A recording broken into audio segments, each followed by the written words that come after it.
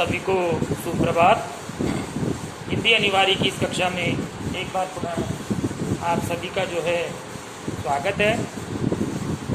आज का जो हमारा प्रकरण होगा वो है राजस्थानी भाषा का कवि कृपाराम खिड़िया। ये भी पाठ एक में ही समाहित है। पाठ एक में कुल 3 कवि हैं, जिनमें सबसे पहले हमने कबीर का 7 पद पढ़े, उसके बाद तुलसीदास के 7 पद पढ़े, उसके बाद अब जो है तीसरा जो कवि इसमें है वो है कृपाराम खिड़िया। कृपाराम खिड़िया ये एक राजस्थानी भाषा के कवि थे बेटा। कालक्रम की दृष्टि से यदि हम इनको देखें तो हम इन्हें रीति काल में रखेंगे, जो भक्ति काल के बाद का काल है। उसमें रीति काल में जो भी कवि लोग हुआ करते थे वो किसी न किसी राजा के आश्रय में रहा करते थे। राजाओं के पास रहते हुए ये जो अपनी रचनाओं का वहाँ पर जो है निर्माण किया करते थे। तो जो कृपाराम खिड़िया है बेटा, इनका जो जन्म है वो 1743 ईस्वी में हुआ और मृत्यु जो है इनकी 1833 ईस्वी में हुई है। ये उस समय जो है मारवाड़ राज्य में इनका जन्म हुआ। मारवाड़ी कवि थे ये। इनके पिता का नाम जो है जगराम खिड़िया था। जगराम खिड़िया था। कृपाराम जो है राजस्थानी में डिंगल और पिंगल बेटा ये राजस्थानी भाषाएं होती है। डिंगल जो आम बोलचाल की होती है और पिंगल जिसमें साहित्य लिखा जाता है। डिंगल और पिंगल दोनों का समावेश होकर के जो है राजस्थानी भाषा का निर्माण होता है। तो ये उस भाषा के जो है श्रेष्ठ कवि थे। साथ ही साथ जो है इनको संस्कृत भी अच्छी आती थी, तो ये संस्कृत भाषा के भी विद्वान थे। सीकर के जो राजा थे लक्ष्मण सिंह, उन्होंने जो है इनको जागीरी प्रदान करके और जो है सम्मानित किया था। उन्हीं के आश्रय में ये जो है रहा करते थे। कृपाराम की जो प्रसिद्धि का कारण है, ये क्यों प्रसिद्ध हुए, तो इनकी जो प्रसिद्धि का कारण है वो है इनकी रचना राजियारा सोरठा। राजियारा सोरठा ये इनकी एक रचना है, जो इन्होंने अपना एक सेवक था राजा राम, उसको जो है संबोधित करते हुए या उसको जो है उसके लिए जो है इन सोरठों का निर्माण किया है। राजा राम जो है राजिया जिसको हम कहेंगे, ये इनका एक अत्यंत जो है कृपा पात्र या बहुत ही ज्यादा प्रिय जो है इनका एक सेवक था। उसके निसंतान होने के दुख को, उसके संतान नहीं थी बेटा राजा राम के, तो उसके संतान नहीं होने का जो उसको दुख था उसको दूर करने के लिए कवि ने जो है राजिया नाम से ही जो है एक काव्य ग्रंथ रच दिया। चूंकि जो है ये जो सामने लिखे हुए हैं पद, ये जो जिस छंद में लिखे हुए हैं उस छंद का नाम है बेटा सोरठा, तो इस काव्य का नाम हो गया राजियारा सोरठा। ये सोरठा छंद क्या होता है, तो अब से पहले जो हम 2 कवियों को पढ़ चुके हैं, कबीर और तुलसीदास, उन दोनों के जो हमने पद पढ़े वो था बेटा दोहा छंद। उसका क्या नाम था, दोहा। तो सबसे पहले तो आज हम ये जानेंगे कि दोहा क्या होता है और सोरठा क्या होता है। तो मैंने देखिए एक कबीर का नीचे पद लिख दिया है और ऊपर जो है राजा राम का एक पद लिख दिया है। ये ऊपर वाला सोरठा है और नीचे वाला दोहा है। अब ये क्यों सोरठा और दोहा कहलाते हैं, इसकी हम पहले यहाँ चर्चा कर लें, उसके बाद हम पद संख्या 1 को क्लियर करेंगे। तो देखिए बेटा, दोहा छंद जो होता है इसमें 4 चरण होते हैं। पहला जो यहाँ कोमा पर खत्म हुआ, दूसरा जो यहाँ, तीसरा जो इस कोमा पर खत्म हुआ और चौथा जो यहाँ खत्म हुआ, यानी ये 4 चरण हो गए। तो हमें एक बात पता चल गई कि दोहा छंद के 4 चरण होते हैं। उसी प्रकार सोरठा जो छंद होता है इसके भी 4 चरण होते हैं। पहली विशेषता दोनों की पता चल गई। उसके बाद दूसरी जो विशेषता है वो देखिए बेटा, मात्राओं संबंधित। तो दोहे की जो मात्राएं होती है जिनकर हम देखेंगे, क्या आखिरी मात्रा लग रही है। जो लघु स्वर होते हैं यानी छोटे स्वर होते हैं या जिन अक्षरों की मात्रा नहीं होती, उनके लिए हम खड़ी पाई का इस्तेमाल करते हैं इस तरह से। और जो बड़े स्वर होते हैं, दीर्घ स्वर होते हैं, या जिनका बड़ी मात्राओं का प्रयोग किया जाता है अक्षरों के, उनके लिए हम इस तरह के चिन्ह का प्रयोग करते हैं। इसे हम कहते हैं गुरु। इसका मतलब है एक मात्रा, इसका मतलब है दो मात्रा। तो उस हिसाब से हम इनको गिनकर पहले देख रहे हैं। क्या कि आ की मात्रा लगी हुई है तो ये गुरु हो गया बेटा, तो इसकी दो मात्रा। गाते भी आ की मात्रा है, इसी तरह ये भी। इनके देखिए कोई मात्रा नहीं है, दोनों अकेले अकेले हैं, इसलिए इनकी एक एक खड़ी पाई है, अकेला है, और रे की मात्रा चढ़ी हुई है, इसलिए दो। इनको गिनते हैं 2, 2 4, 2 6, 2 8, 9 10 11 12 और 13। यानी दोहे के पहले चरण में 13 मात्राएं होती। अब दोहे का दूसरा चरण हम गिन रहे हैं। को 2 मात्रा, य 1, ल 1, का 2 मात्रा, को 2 मात्रा, दे 2 मात्रा, त 1 मात्रा। 2 और 1 3 4 5 6 7 8 9 10 11। यानी दोहे के पहले चरण में 13 मात्राएं होती है और दूसरे चरण में 11 मात्राएं होती है। अब मैं आपको बताऊंगा कि जो सोरठा छंद होता है वो दोहे छंद का उल्टा छंद होता है। यानी कि जहां दोहे में प्रथम चरण में 13 मात्राएं होती है और दूसरे चरण में 11 मात्राएं होती है, उसी तरह सोरठे में ठीक विपरीत प्रथम चरण में 11 मात्राएं होती है और द्वितीय चरण में 13 मात्राएं होती है। काउंट करके देख लेंगे हम। पू की 1 मात्रा, पै की 1 यानी 1 1 2, जा की 2, बे की 2, ए की 1, नू छोटा है बेटा, छोटा ऊ, इसलिए 1 मात्रा। रा की 2 मात्रा, ग 1 मात्रा, को 2 मात्रा, 1 मात्रा और 1 मात्रा। 1 2 2 4 6 8 2 8 10 11 सॉरी, इसकी कॉमा यही है बेटा, यहां तक ही हम काउंट करेंगे। यहां से कॉमा शुरू हो गई, यानी ये दूसरा चरण है। 1 2 3 4 5 6 7 8 9 10 और 11। यानी प्रथम चरण में जो है 11 मात्राएं हैं। दूसरा जो चरण है उसको हम देखें। को इसके 2 मात्रा लगेगी, य की 1 मात्रा, ल की 1 मात्रा, मै में 1, न में 1, ह में 1, र में 1। थी छोटी है बेटा इसलिए 1 मात्रा, त की भी 1 मात्रा, त अकेला है इसलिए 1 मात्रा, और रे पे 2 मात्रा चढ़ी हुई इसलिए इसकी 2 गिने। 2 1 3 4 5 6 7 8 9 10 11 12 और 13। तो हमें पता चल गया कि दोहा छंद का उल्टा छंद होता है सोरठा। दोहे में जहां प्रथम चरण में 13 मात्रा, द्वितीय चरण में 11 मात्राएं होती है, उसी क्रम में सोरठे में ठीक विपरीत प्रथम चरण में 11 मात्रा और द्वितीय चरण में 13 मात्रा होती है। इसके जैसे ही जो नीचे वाली पंक्ति है उसमें भी बेटा यही क्रम चलेगा। यहाँ 11 मात्रा और वो वापस यहाँ 13 मात्रा, और दोहे में भी यहाँ 13 मात्रा और यहाँ 11 मात्रा। ये हो गई इसकी दूसरी विशेषता, यानी ये दोहे छंद का उल्टा छंद होता है सोरठा। तीसरी जो विशेषता है वो बेटा ये है कि प्रथम और तृतीय चरण में समान मात्राएं होती है। पहला चरण, दूसरा चरण, तीसरा चरण और चौथा चरण। तो पहला और तीसरे चरण में समान मात्राएं होती है और दूसरे और चौथे चरण में समान मात्राएं होती है। पहले और तीसरे चरण में समान मात्रा, दूसरे और चौथे चरण में समान मात्रा। तो दोनों की क्या विशेषता हो गई बेटा कि इनके प्रथम और तृतीय चरण में समान मात्रा और द्वितीय और चतुर्थ चरण में समान मात्राएं पाई जाती है। इसकी तीसरी विशेषता हो गई। साथ ही साथ ये अर्ध सममात्रिक छंद है। अर्ध सममात्रिक छंद, इसका क्या तात्पर्य हुआ?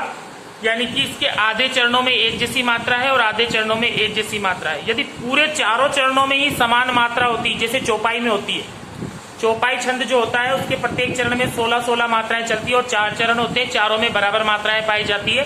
तो ऐसे जो छंद होते हैं उनको हम बोलते हैं सममात्रिक छंद, यानी उनमें मात्राएं समान है। लेकिन दोहा, सोरठा ये ऐसे छंद हैं, ये अर्ध सममात्रिक कहलाते हैं, क्योंकि इनके आधे चरणों में एक जैसी मात्रा है और आधे चरणों में एक जैसी मात्रा है। तो बेटा अब हम ये भली प्रकार से जान गए कि दोहा भी एक छंद है और सोरठा भी एक छंद है। सोरठा जो है वो दोहे छंद का ही उल्टा छंद होता है। इतनी जानकारी हमारे लिए पर्याप्त है। अब हम देखते हैं कृपाराम खिड़िया का पद संख्या 1। इस कृपाराम खिड़िया का जो पद परिचय है बेटा, इसका परिचय जो है वो आपको जो है पीडीएफ के माध्यम से मिल जाएगा व्याख्याओं के साथ ही, तो आप उसको वहां से उतार लीजिए।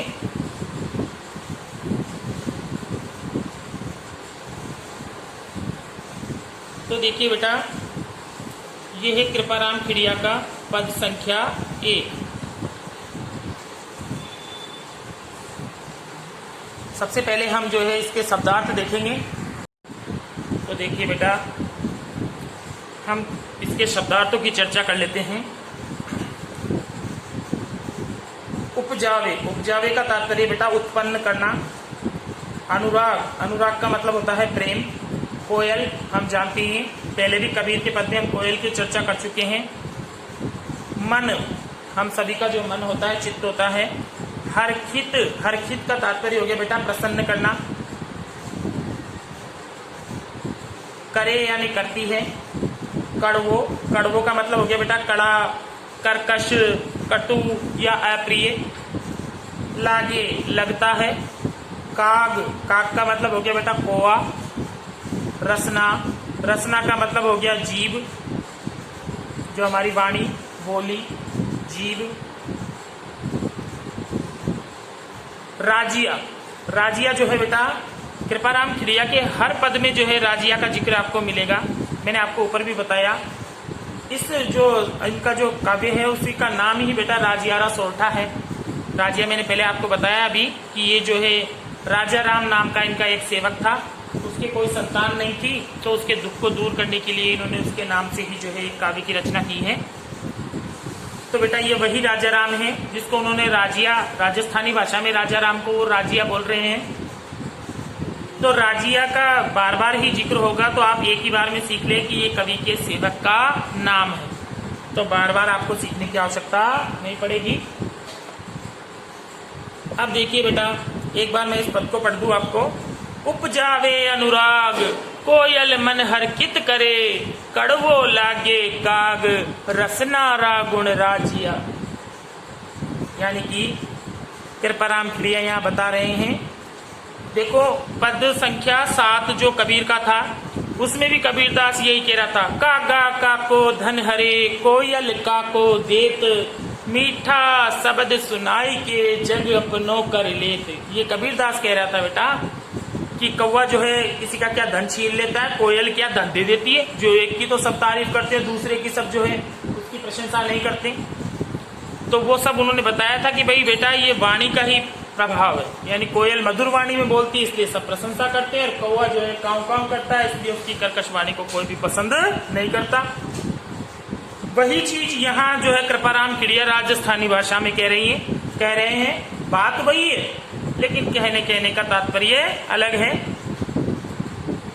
कृपाराम खिड़िया बता रहे हैं, उपजावे अनुराग, कोयल, कोयल जो है वो हमारे मन में जो है अनुराग यानी प्रेम जो है उत्पन्न करती है, और हम सबके मन को जो है प्रसन्न कर देती है। यानी कोयल जब बोलती है तो उसकी मीठी वाणी को सुनकर के हमारा मन जो है बड़ा प्रसन्न हो जाता है, और प्रेम भाव से जो है हमारा मन भर जाता है। इसके ठीक विपरीत कड़वो लागे काग, लेकिन जब कौवा बोलता है तो उसकी कर्कश वाणी, उसकी कटु वाणी जो है कानों को अप्रिय लगने लगती है। यहाँ जो है कृपाराम बता रहे हैं कि ये सब रसनारा गुण राजिया, ये सब जो है वाणी का ही जो है प्रभाव है बेटा। जो मीठी वाणी में बोलती है उसे सब प्रेम करते हैं, और जो कड़वी वाणी में बोलता है उसे कोई भी पसंद नहीं करता है। तो इस पद के माध्यम से यही संदेश यहाँ वो देना चाह रहे हैं कि हमें जो है हमेशा मीठी भाषा का या मीठी वाणी का या मर्यादित भाषा का जो है हमें प्रयोग करना चाहिए। यही इस पद का जो है संदेश है। दूसरी बात इसमें यह है कि जब हम इसका विशेष लिखेंगे तो ये बेटा सबसे पहले लिखेंगे हम कि ये राजस्थानी भाषा का जो है इसमें प्रयोग हुआ है, और डिंगल और पिंगल दोनों का इसमें समावेश है। साथ ही साथ जो इसकी शैली है बेटा वो यहाँ नीति की शिक्षा हमें दी जा रही है, तो इसकी जो शैली होगी वो नीति शिक्षा परक हो जाएगी। और कवि ने जो है मधुर भाषा में, मधुर वाणी में जो है हमें जो है इस सारे पद का, मीठी भाषा का किस तरह हमें प्रयोग करना चाहिए, इसका महत्व जो है हमें यहाँ कवि ने समझाया है। ये था बेटा इसका राजा राम का जो है, इसका कृपाराम जी का जो है पहला पद। अब हम इसका दूसरा पद देखेंगे। देखिए बेटा, ये है कृपाराम का पद संख्या 2। इसका देखिए, पहले एक बार शब्दार्थ देख लेते हैं। काली, देखिए बेटा, ये एक शब्द होता है इस तरह से, 2 यूं और ये कौन सा अक्षर है? कौन सा अक्षर है ये? ल नहीं है, ल की आकृति नहीं है इसकी। ये है बेटा राजस्थानी भाषा का ड़, बादड़ी, काली, इस तरह ड़ी का जहाँ प्रयोग होता है वहाँ जो है ये वाला अक्षर प्रयोग किया जाता है। तो देखेंगे आप, काली, काली का मतलब हो गया काली। घनी, घनी, घनी का मतलब होता है बहुत। आपने देखा होगा राजस्थान में अनेक जातियों में जहाँ एक ही परिवार में इकट्ठी 5-7 बच्चियां जब उत्पन्न हो जाती है तो अंतिम जो बच्ची होती है उसका नाम रख दिया जाता है घनी। घनी से क्या तात्पर्य हुआ बेटा? अब होते भाई भगवान, अब मत दो आगे। तो घनी, घनी का शब्द होता है, तात्पर्य होता है बेटा बहुत। कुरूप, कुरूप का मतलब हो गया भद्दी। कुरूप, कुरूप का मतलब हो गया भद्दी। इसी का ही विलोम है बेटा स्वरूप, स्वरूप यानी सुंदर। कुरूप और स्वरूप ये दोनों मतलब एक दूसरे के विलोम हैं। कस्तूरी, कस्तूरी जो है एक बहुत ही सुगंधित पदार्थ है बेटा। ये देखने में तो बड़ा भद्दा लगता है, रंग इसका काला होता है, लेकिन कीमत इसकी बहुत होती है।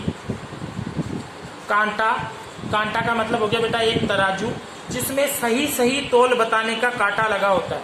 देखिए बेटा, तराजू भी अनेक प्रकार के होते हैं। एक तो नॉर्मल तराजू होता है जिससे जो है शक्कर, घी, तेल ये तोले जाते हैं, जो सबके पास जनरली होता है। उसमें अगर 19-20 ऊपर नीचे भी चला जाता है तो कोई फर्क नहीं पड़ता है। दूसरी ओर एक ऐसा तराजू होता है जो सही सही बिल्कुल एग्जैक्ट, बिल्कुल सही नाप बताता है, तो वो जो है उसको कांटा बोला जाता है बेटा। शक्कर, शक्कर का तात्पर्य हो गया बेटा खाने वाली जो शक्कर होती है। स्वरूप यानी बड़ी सुंदर होती है। रोड़ा, रोड़ा का मतलब हो गया पत्थर, और तुले का मतलब तोली जाती है। तो शब्दार्थ देखकर ही हमें पता लग रहा है बेटा कि यहाँ कवि क्या कहना चाह रहा है। यहाँ कवि ये बताना चाह रहा है बेटा कि जो वस्तुएं होती हैं उनका उनका रूप देख करके उनके गुण का अंदाजा वहां नहीं लगाया जाना चाहिए। गुणों के आधार पर जो है किसी वस्तु का महत्व नहीं आंका जाना चाहिए, बल्कि सुंदरता नहीं देखनी चाहिए, बल्कि उसके गुण देखने चाहिए। तो यहाँ यही बताया जा रहा है कि कस्तूरी जो एक अति सुगंधित पदार्थ जो होता है, ये भले ही देखने में काला और भद्दा लगता है, कस्तूरी बहुत ही काली होती है और कुरूप यानी बहुत भद्दी होती है, लेकिन फिर भी इसके गुण जो हैं वो बहुत असरकारक है बेटा, बहुत प्रभावकारी है। इसलिए इसको जो है कांटे से तोलकर बेचा जाता है, यानी एक रत्ती भी ऊपर नीचे नहीं होता है, बिल्कुल सही सही एग्जैक्ट नाप में जो है इसको दिया जाता है। दूसरी ओर शक्कर, शक्कर देखने में कितनी सुंदर होती है, बिल्कुल एकदम सफ़ेद होती है, लेकिन फिर भी उसका वो रूप जो है कुछ काम नहीं आता, क्योंकि उसका कोई ज़्यादा खास गुण है नहीं बेटा। उसे सभी जो है लोग इस्तेमाल करते हैं और वो बड़ी मात्रा में जो है बन भी जाती है, इसलिए उसको जो है रोड़ा यानी पत्थर के बाटों से ही तोला जाता है। अभी पत्थर के बाट बेटा उस जमाने में चलते होंगे जब कभी था, आजकल तो हम लोहे के बाटों से जो है इनको तोलते हैं, और आजकल तो और भी विभिन्न प्रकार के कांटे जो है आने लग गए हैं।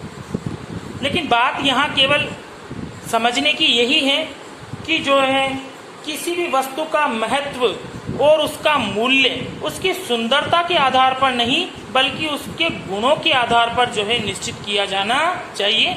यही इस दोहे का भाव है, यही संदेश है। इसमें भी बेटा वही नीति शिक्षा मिल रही है हमें, तो वही नीति शिक्षा पर इसकी शैली हो जाएगी। इस पद में जो है अनुप्रास अलंकार का प्रयोग है 2 स्थानों पर, काली घनी कुरूप, काली घनी कुरूप, एक तो यहाँ और एक कस्तूरी कांटा, यानी कि यहाँ पर जो है 2 स्थानों पर अनुप्रास अलंकार का यहाँ प्रयोग हुआ है।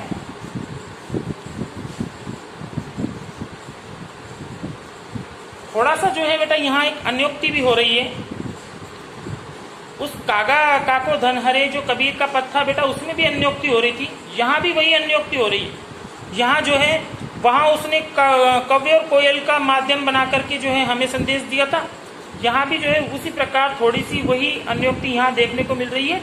यहाँ पर शक्कर और कस्तूरी को माध्यम बनाया है और बताया यही है कि किसी भी व्यक्ति को यदि आपको जो है उसका अंदाजा लगाना है तो आप कभी भी जो है उसका रूप देखकर उसकी बाहरी सुंदरता देख करके जो है आप उसके गुणों का अंदाजा आपको नहीं लगाना चाहिए।